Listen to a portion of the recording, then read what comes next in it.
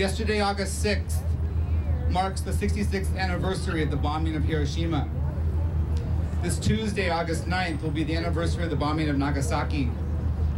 Here in Portland since 1962, we have come together as a community to mourn the lives of those lost in those attacks and to commit ourselves to ensuring that nuclear weapons are abolished from the face of the earth.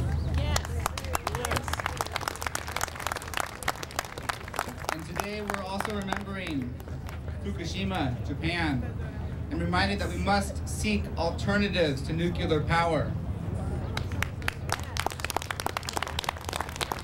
Today is about remembering, it's about honoring, it's about taking action for a nuclear-free world. It starts today with all of us here, our communities, our friends and neighbors, and it builds on all the work before us and asks us to commit ourselves to the future. This weekend was the National Veterans for Peace Convention here in Portland. We heard over 300 to 400 people gathered, including veterans of the Vietnam and the Iraq wars. Yeah, and Korea. Thank you. World War II. World War II. In Afghanistan. So first we're going to hear from Gene Rule. He's a member of the East Bay chapter of Veterans for Peace in Oakland. Served in the U.S. Marines. He's also an emeritus professor. Spends time with his grandkids. He's here to share a little bit about the work they do, the opposition to the war. That is their mission. It's good. Normally, I would be down south outside the Lawrence Livermore Nuclear Weapons Lab near my home in Oakland, California. But as he said, I came north to Portland for the National Convention of Veterans for Peace, which, as you know, is an educational and humanitarian organization dedicated to the abolishment of war and the elimination of nuclear weapons. We have long understood that the atrocities of Hiroshima and Nagasaki must never be repeated. But the nuclear disaster at Fukushima reminds us of the necessity of linking nuclear power plants with nuclear weapons and the entire military-industrial complex that gave us the wars in Vietnam and the Middle East.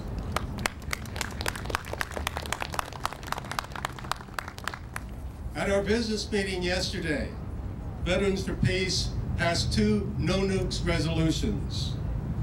One calling for the abolition of all nuclear power plants by the year 2020, and for the establishment of a safe, sustainable, and democratic energy system based on solar, wind, and other renewable resources the control of which have never been known to cause war between nations.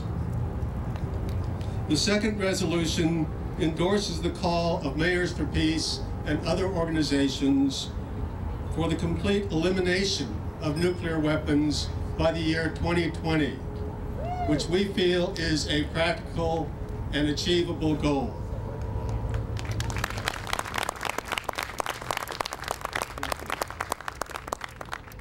We understand the obstacles to the creation of a nuclear-free world. We understand, to paraphrase Dr. Martin Luther King's famous Beyond Vietnam speech, that the biggest obstacle to a nuclear-free world is our own government. The same government that, after perpetrating the atrocities on the cities of Hiroshima and Nagasaki, continued to this day to practice nuclear diplomacy and continues to use nuclear weapons as the cornerstone of its imperialistic foreign policy.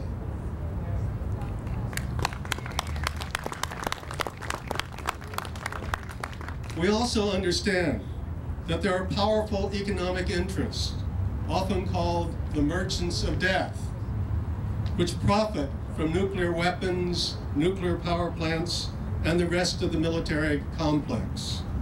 These corporations exert an undue and undemocratic influence on U.S. policy.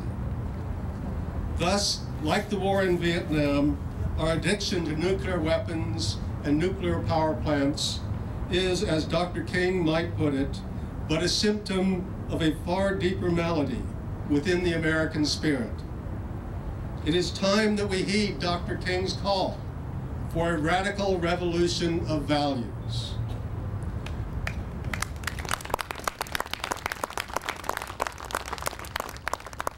And so, on behalf of Veterans for Peace, and this is part of our resolution, which you can pick up over at the Veterans for Peace table here, I urge you all to reread Dr. King's Beyond Vietnam speech and reflect on its meaning for the 21st century and for our struggle to create a nuclear-free world in which there will be no more Hiroshimas, no more Nagasakis, no more Hibakusha, and no more Fukushimas. Thank you. We are Himawari Sunflower Chorus Group. We like to sing 4 songs always wishing for peace, no war, not just nuclear war, but any kind of war. We want peace. The first song will be dedicated to the young people on this earth. I want them to have a good life.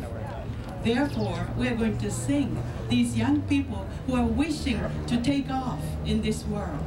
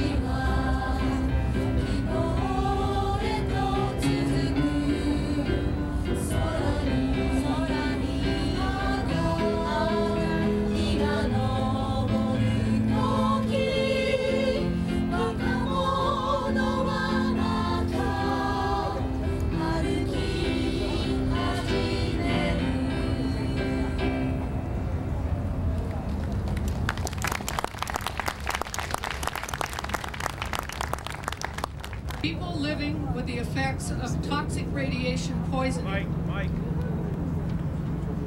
from nuclear sites around the world, called downwinders, particularly those of us in the Pacific Northwest, have lost a devoted advocate and trusted friend with the death of Dr. Rudy Nussbaum on July 22nd. A nuclear physicist by training, Rudy embraced the radiation health movement late in his academic career and throughout his years in retirement. In the early 1990s, Rudy was a founding member of the Northwest Radiation Health Alliance, a collaboration of Oregon PSR and Hanford Downwinder activists. Through the relentless and tireless efforts of Rudy and his wife Lorene, the Alliance surveyed 1,600 Hanford Downwinders, transferred the unusual survey results into a database, and wrote and edited numerous articles for scientific journals. These peer-reviewed journal articles by a respected nuclear physicist legitimized and validated the struggles that downwinders have faced in dealing with a disbelieving medical community. Through Rudy's strong belief in the harmful effects of radiation and his compassion for the diseased, the damaged, and the dying downwinders of the world, he offered an invaluable ray of hope to all of us working for a nuclear-free future. Rudy's steadfast voice and tenacious spirit will be greatly missed.